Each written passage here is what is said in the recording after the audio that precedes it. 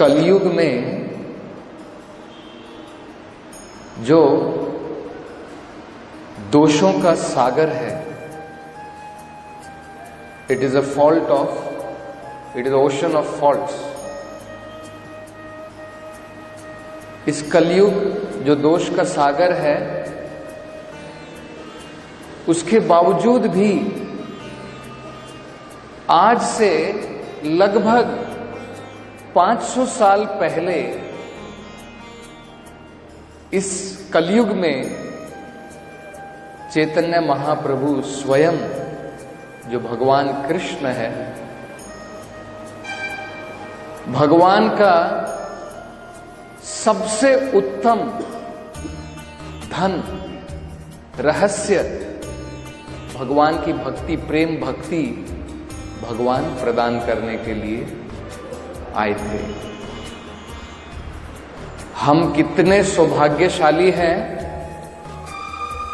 ये अगर हम लोगों को समझ में आ जाए तो हम लोग अपने जीवन में बहुत सीरियस हो जाएंगे कृष्ण भावनामृत प्राप्त करने के लिए। ये हम लोग थोड़ा समझने का प्रयास करेंगे।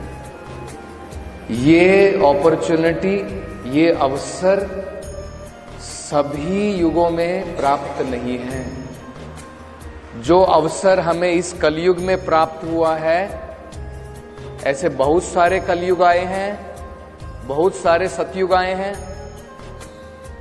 इतने सारे कलयुग और सतयुग में भी लोगों को वो अवसर जो प्राप्त नहीं हुआ है, वो हमें इस कलयुग में प्राप्त हुआ है।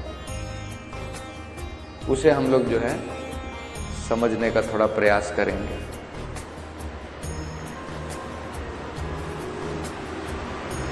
हमारे एक दिन में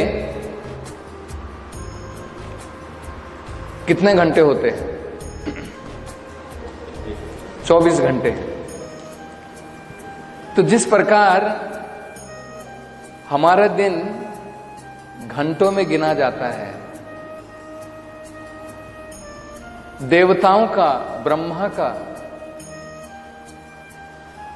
उनका मनवंतर में गिना जाता है।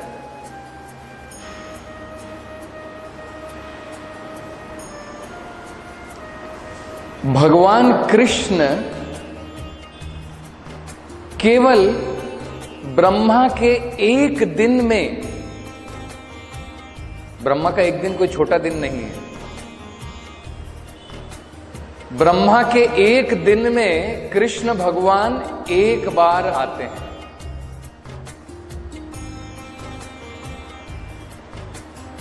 द्वापर युग के अंत के समय में कृष्ण भगवान आते हैं। जैसे ही द्वापर युग बंद होता है, खत्म होता है, कलयुग प्रारंभ होता है, चैतन्य महाप्रभु भी अवतार लेते हैं। मतलब क्या है? ब्रह्मा के एक दिन में एक बार कृष्ण भगवान आते हैं, उसी एक दिन में चैतन्य महाप्रभु भी आते हैं।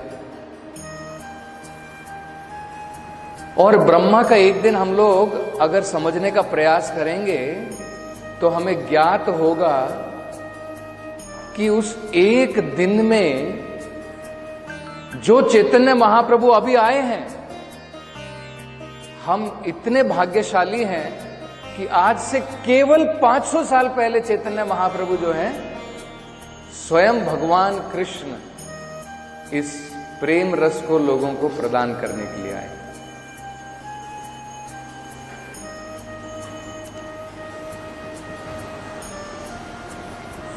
तो ब्रह्मा के एक दिन में, दिन की बात कर रहा हूं, रात की अलग है।